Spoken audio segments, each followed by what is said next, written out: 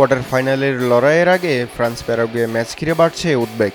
কিন্তু এই লড়াইকে ঘিরে এখন সবচেয়ে বড় আলোচনার বিষয় ফুটবল নয়, বরং প্রাণঘাতী তাপপ্রবাহ।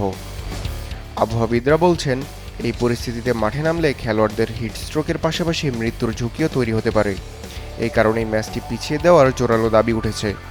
বিশেষজ্ঞদের মতে কোয়ার্টার ফাইনাল নিশ্চিতের এই ম্যাচটি হতে পারে বিশ্বকাপের সবচেয়ে উষ্ণ ম্যাচ। পদ্মা সেতু, মেট্রো রেল এবং এলিভেটেড এক্সপ্রেসওয়ে নির্মাণের গর্বিত অংশীদার বসুন্ধরা সিমেন্ট। যুক্তরাষ্ট্রের পূর্ব ও মধ্যাঞ্চল জুড়ে চলা তীব্র তাপপ্রবাহের প্রভাব ইতিমধ্যেই পড়েছে ফিলাডেলফিয়ায়, যার কারণে ফিলাডেলফিয়া ফিফা ফ্যান ফেস্টিভ্যালের সময়সূচিও বদলে ফেলা হয়েছে।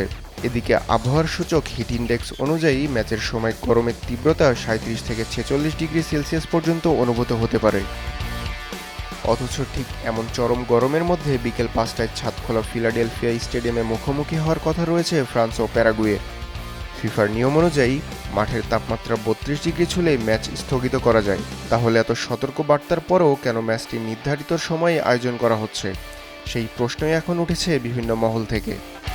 ইউনিভার্সিটি অফ ক্যালিফোর্নিয়ার হিট ল্যাবের পরিচালক ভারাত ভেঙ্কাট জানান, এমন গরমে অতিরিক্ত পরিশ্রম করলে হিটস্ট্রোক ও মৃত্যুর ঝুঁকি বেড়ে যায়। পাশাপাশি খেলোয়াড়দের সিদ্ধান্ত নেওয়ার সক্ষমতাও ক্ষতিগ্রস্ত হতে পারে।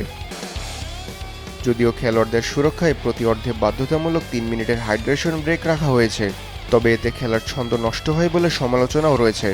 এদিকে দর্শকদের জন্য কুলিং টেন্ট ও পর্যাপ্ত পানির ব্যবস্থা করার কথা জানিয়েছে ফিফা। সংস্থাটি বলছে, খেলোয়াড়, রেফারি, সমর্থক ও সংশ্লিষ্ট সবার স্বাস্থ্য সুরক্ষায় তারা প্রতিশ্রুতিবদ্ধ। এদিকে মাঠের এই লড়াইটি এখন শুধু কৌশলের মধ্যে সীমাবদ্ধ নেই, এটি হয়ে উঠেছে এক কঠিন অগ্নি পরীক্ষা। মাঠে শেষ হাসি হাসবে কি কিলিয়ান এমবাপ্পের ফ্রান্স, নাকি চমক দেখাবে প্যারাগুয়ে, তা দেখতেই এখন মুখিয়ে আছে পুরো ফুটবল বিশ্ব।